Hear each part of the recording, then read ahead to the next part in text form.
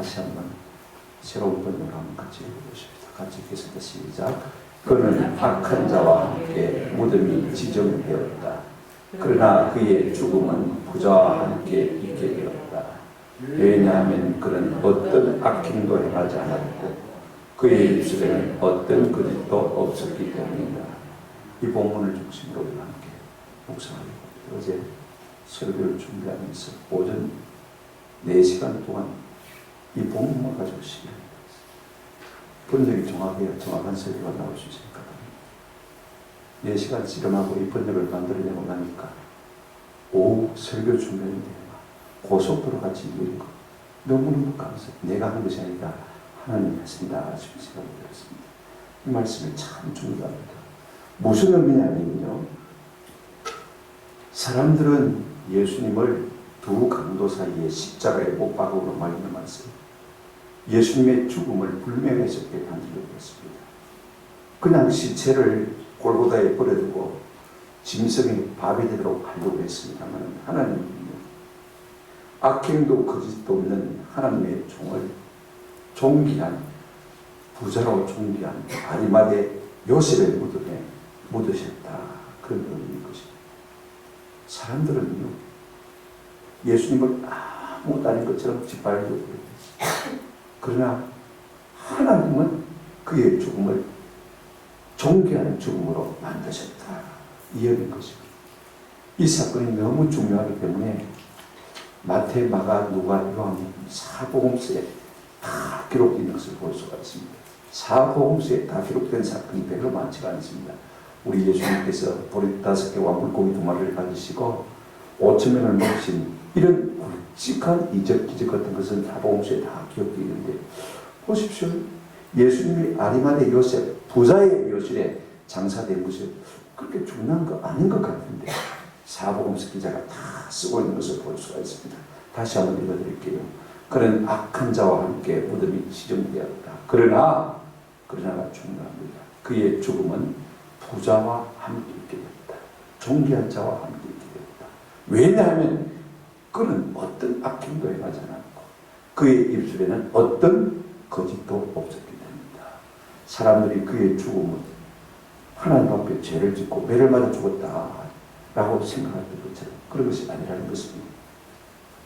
첫 번째로 우리가 생각할 것은요, 예수님이 악한 자와 함께 무덤이 지정된 것은 마귀의 계략이었습니다.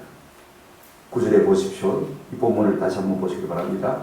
그는 악한 자와 함께 무덤이 지정되었다.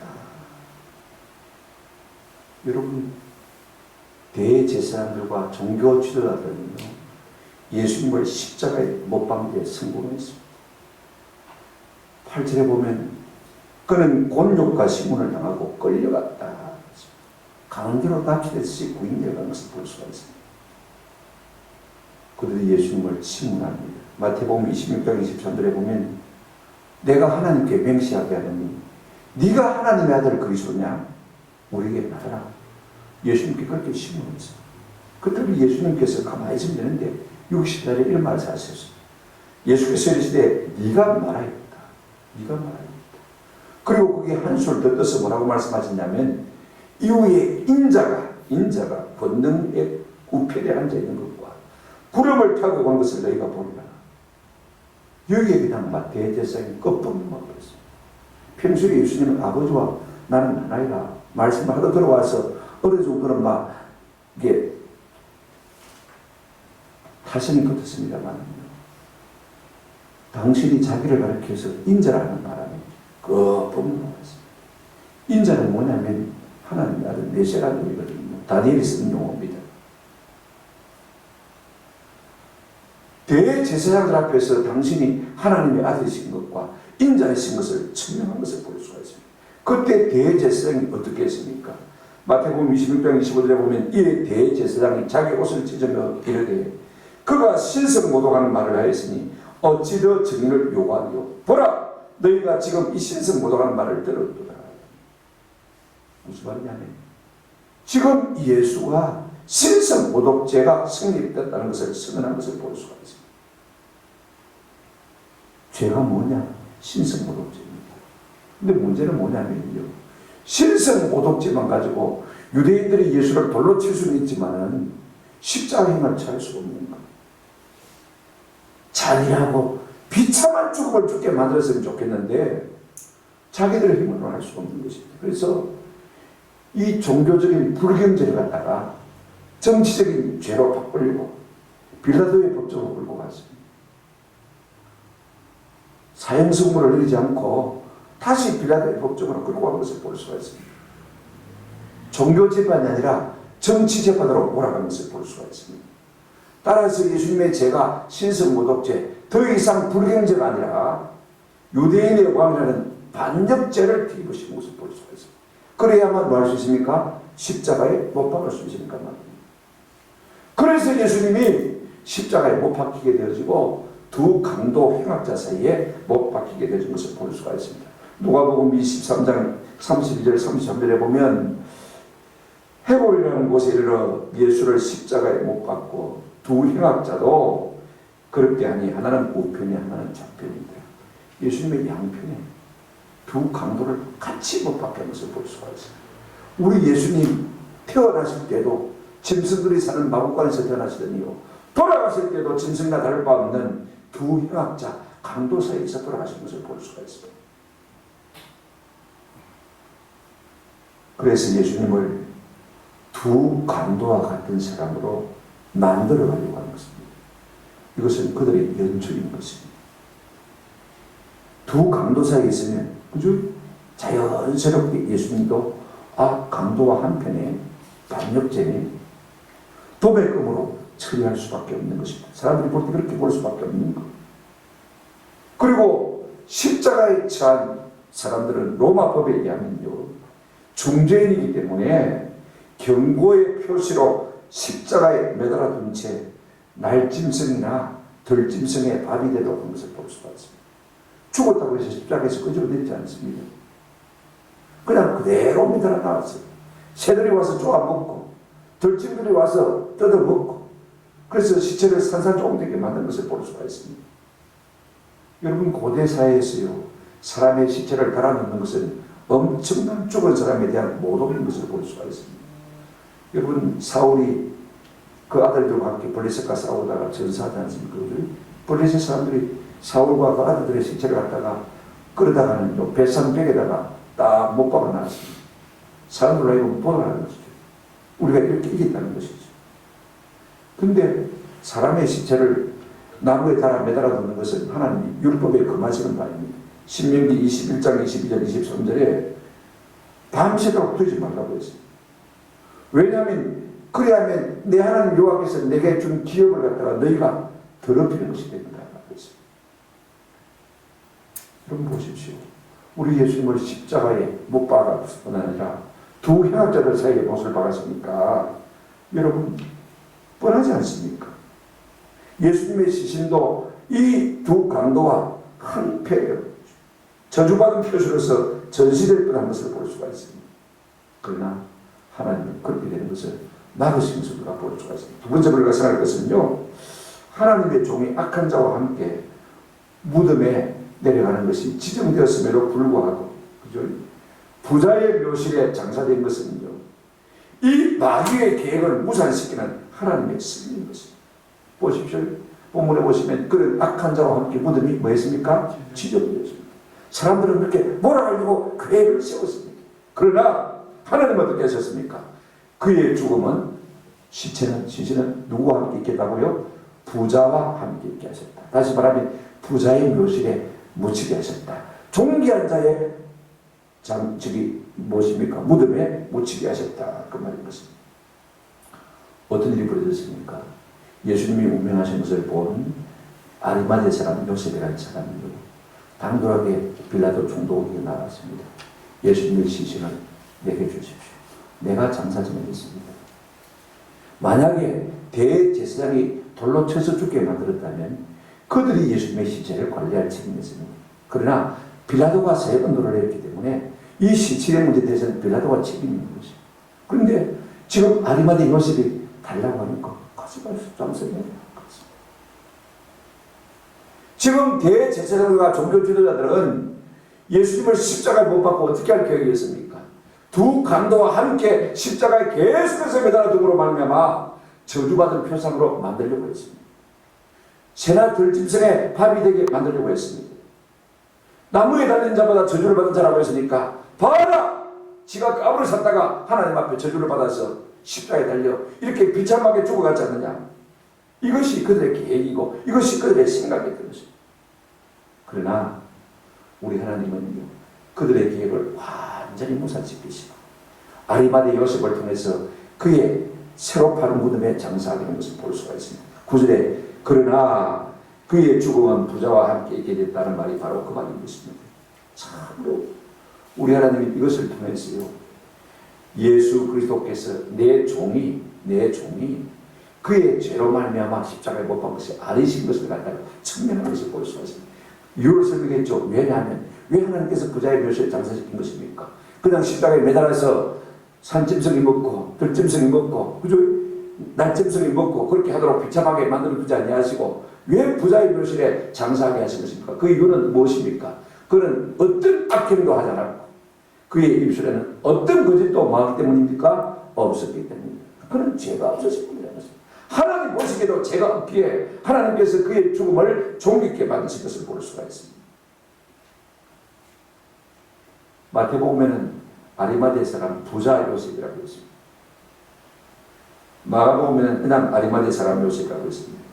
누가복음에는 공의 원으로 선하고 의로운 요셉이라고 했습니다. 우리가 앞에 있는 번역을 그대로 하면요, 부자이고 악인이 되었습니다. 근데 지금 부자의 묘실에 장사됐다 이 말을 쓰는 이유가 어디 있습니까? 존귀한 자의 묘실에 장사됐다 이 말을 가지고 하는 것을 볼 수가 있어요. 누가는 뭐라고 말하고 있습니까? 이 아리마대 사람 요셉은요, 공의 회원으로 사례된 공의 회원이 62명 아닌 거죠. 그 61명 중에 한 사람으로 선하고 의로운 요셉이라. 선하고 의로운 요셉이라. 존귀한 자다. 부자란 말은 존귀한 자라고 하겠습니다. 악덕한 사람이 아니라 존귀한 자다. 그 말을 지금 하고 싶어하는 것을 볼 수가 있어요. 그리고는요, 어떻게 했습니까? 누가복음에 보면 아직 사람을 장사한 이 없는 바위에 판 무덤에 넣어두니 그랬습니다. 한 번도 사람을 장사 지낸 적 없는 그런 가족 문제였던 그 말인 것입니다. 여러분, 우리 낙골당을 생각하면 됩니다. 하나의 무덤이 굴이 있으면요, 거기에 한 사람을 묻고 자기 식구들을 둘러 가서 묻는 것을 볼 수가 있습니다. 낙골당처럼 생겼습니다. 우리처럼 이렇게 필도장이 아니고 말입니다. 봉분을 해서 만드는 게 아니고. 이로 말미암아 종교 지도자들의 모든 계획은 물거품이 되고 말았어요. 저들은 예수님의 시신마저 욕되게 만들려고 했는데, 저주받은 자라고 만들려고 했는데 하나님께서 그것을 막으시고 어떻게 하셨습니까? 오히려 아리마대 요셉을 통해서 부자의 묘실에, 존귀한 자의 묘실에, 한 번도 사람이 장사 지낸 적이 없는 깨끗한 묘실에 장사하게 하신 것을 볼 수가 있습니다. 무엇 때문에 그렇게 하신 것입니까?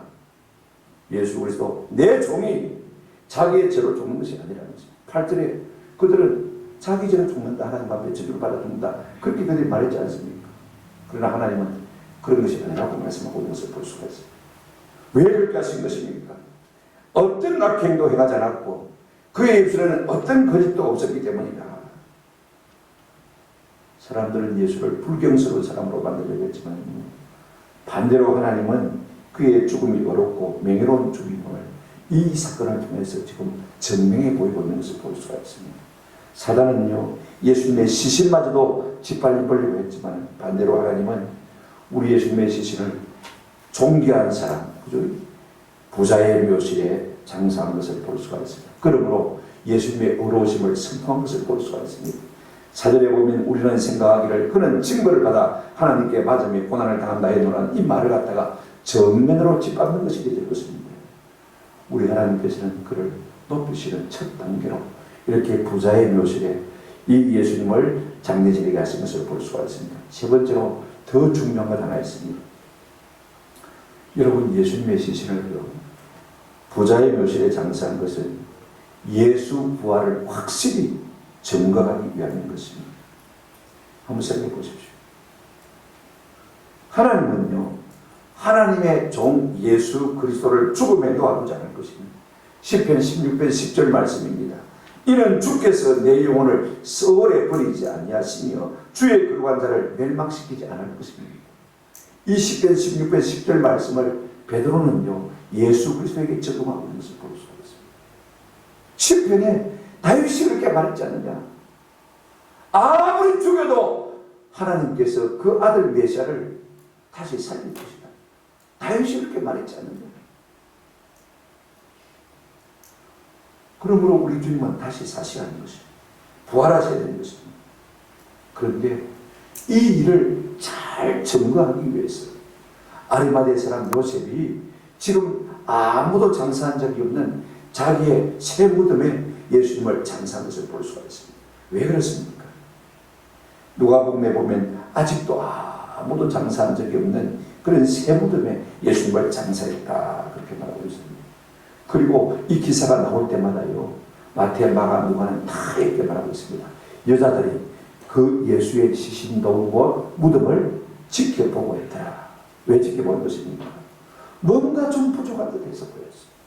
그래서 그들이 정성껏 예수님의 시신을 잘 수습해가지고 염을 잘하고, 지금은 안식일이 다가오니까 아무것도 할 수 없지만 안식일이 지나면 우리가 속히 가서 예수님의 시신을 염을 다시 해야 되겠다 그 생각하기 위해서, 그 생각을 가지고 지금 예수님의 시신도 무덤을 유심히 보고 있는 것을 볼 수가 있습니다. 만약에 여러분 생각해 보십시오. 예수님의 시신이 십자가에 그대로 달려 있었다면 말입니다. 아무데나 내동댕이 채 있었다면, 짐승들이 먹었더라면, 생각해 보십시오. 예수 부활을 확인할 수 없을 거예요. 그 많은 시신들 가운데 공로무지에 묻혔다면 한번 보십시오. 누가 살았는지 누가 죽었는지 알 수가 있겠습니까? 모르는 것이. 그런데 아무도 장사 지낸 적 없는 존귀한 자 아리마대 사람 요셉의 새 무덤의 장사를 한 것을 볼 수가 있습니다. 그리고 그 무덤을 지켜본 사람들은요 한 여자가 아닙니다. 막달라 마리아, 또 다른 마리아, 또 다른 여자들, 적어도 3여자 이상입니다. 제가 생각에는 5명 이상의 여자들 같아요. 그들이 유심히 예수님 시신을 둔 이 아리마대 요셉의 묘를 갖다가 묘실을 갖다가 보았던 것입니다. 그리고 안식일이 지나자 그 다음 첫날 주일 새벽이죠. 급히 그들이 예수님의 산소로 온 것을 우리가 볼 수가 있습니다.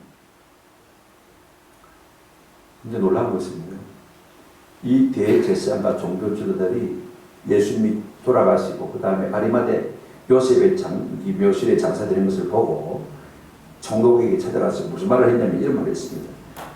마태복음 27장 63절 이하를 보면, 주여 저 속이던 자가 살았을 때에 말하되 내가 사흘 후에 다시 살아나라 한 것을 우리가 기억하노니, 그러므로 명령하여 그 무덤을 사흘까지 굳게 지키게 하소서. 그의 제자들이 와서 시체를 도둑질하여 가고 백성에게 말하되 그가 죽은 자 가운데서 살아났다 하면 그의 속임이 전보다 더 클까 하나이다. 여러분, 예수님의 제자들은요 예수님의 부활이 좀처럼 믿어지가 않았는데 이 대제사장과 종교 지도자들은 은근히 겁을 내고 있습니다. 혹시나 다시 살면 어떻게 합니까? 자기 판도가 다 바뀌어버리지 않습니까? 자기 밥그릇이 다 날아갈 수 있거든요. 그러니까 지금 그들은 두려운 것입니다. 제자들이 예수님이 살든 안 살든, 그죠? 그들이 바뀔 것이 하나도 없습니다. 밑바닥에 있으니까 말이죠. 그죠?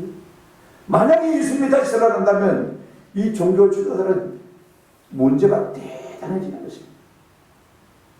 근데 놀라운 것은 예수님께서 성령으로 다시 사신 것을 볼 수가 있습니다. 그들이 꿈사들을 데리고 그들이 성전 파수병을 데려다가 예수님이 묻힌 무덤에다가 돌을 굴리고 문을 딱딱, 그 다음에 연자매돌 같은 돌을 달았습니다. 한 1km, 2km 정도 달려집니다. 연자매돌을 한번 상상해 보십시오. 여러분, 남자 장골 3명이 달라붙어야 굴릴 수가 있는 거거든요. 그런데 주일 새벽에 여자들이 예수님의 시신의 행렬을 가리기 위해서 가보니까 어떻습니까? 무덤의 돌이요 열려 있습니다. 열려 있을 뿐 아니라 아이로 그냥 덜썩 들어 올려가지고 무덤 위로 올려놨습니다. 여러분, 사람이 가서 또 누가 가서 했다면요 그 한 1톤, 2톤 되는 이 무덤 연자매돌 같은 돌을 갖다가 어떻게 위쪽으로 올려놓을 수 있겠습니까? 옆으로 굴려놓는 건 몰라도 그죠? 할 수 있는데. 그래, 무덤에 들어가 보니까 예수님의 시신을 있던 자리에 예수님의 시신이 없고, 예수님의 시신을 갖다 쇠목표만 다 겹쳐 있고, 그 다음에 두 천사가 말합니다. 여인에게 말하기를 그가 여기 계시지 않고 살아나십니다. 여기 계시지 않고 살아나십니다. 부활을 목도한 것입니다. 나중에 마태복음을 보면요, 경비병들이 이 사건이 있은 다음에 조차 대제사장들과 종교주들에게 보고하러 왔습니다. 뭐라고 보고를 했습니까? 마태복음 28장 11절에 보면 여자들이 갈 때 경비 중 몇 명이 성에 들어가 모든 된 일을 대제사장에게 보하니 그들이 장로들과 함께 모여 인원하고 군인에게 돈을 많이 주며 이르되 너희는 말하기를 그의 제자들이 밤에 와서 우리가 잘 때 그를 해독시켜야 될 것 같다 하라 그랬습니다. 이 경비병들이 가서 사실 그대로 했어요. 예수님이 다시 사셨다. 부인할 수 없는 증거를 어떻게 하면 되겠느냐. 그랬을 때 대제사장이 뭐라고 무마를 시켰습니까?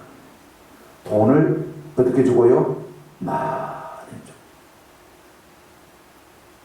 놀란 것은 그들이 예수님의 부활을 막으려고 경비병을 세웠습니다만 오히려 예수 부활의 정리되게 받는 것을 볼 수가 있습니다.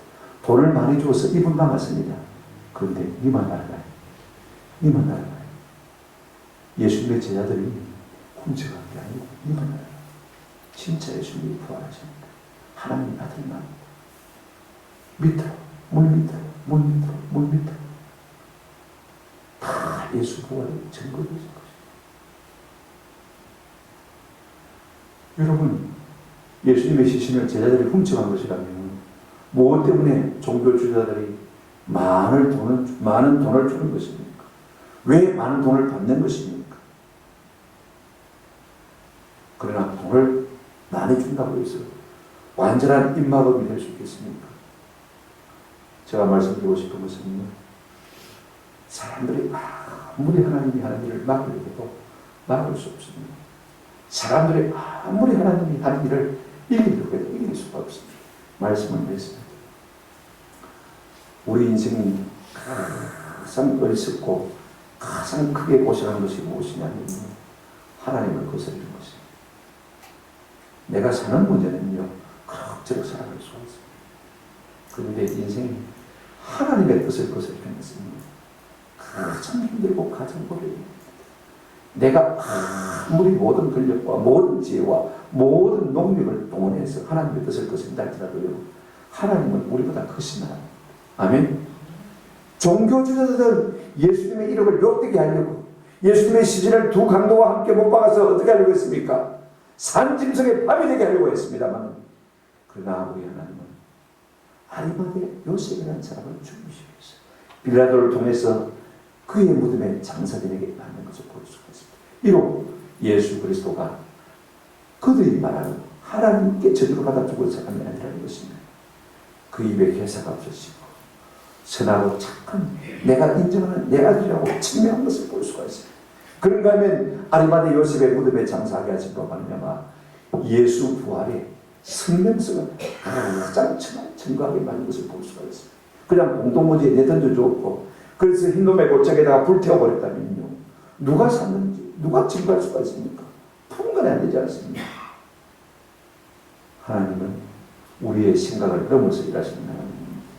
오늘 이 밤에 우리가 꼭 한 가지 기도하십시오. 하나님의 뜻을 모르면 모르겠군요. 적어도 우리가 하나님의 뜻을 안다면요, 하나님의 뜻을 거스르는 어리석고 힘든 일을 하지 않는 저와 여러분 되시기를 주의 이름으로 축원합니다. 우리가 어떻게 하나님을 이룰 수가 있겠습니까? 예수 믿지 않고도 구원받는 길이 있으면 안 믿어도 괜찮습니다. 내 마음대로 살고도 하나님 앞에 복을 받는 길이 있으면요, 내 마음대로 사셔도 괜찮습니다. 내 마음대로 살아서 내가 잘 되는 것 같지만 그러나 그것이 내가 망하는 길임을 아셔야 되는 것입니다.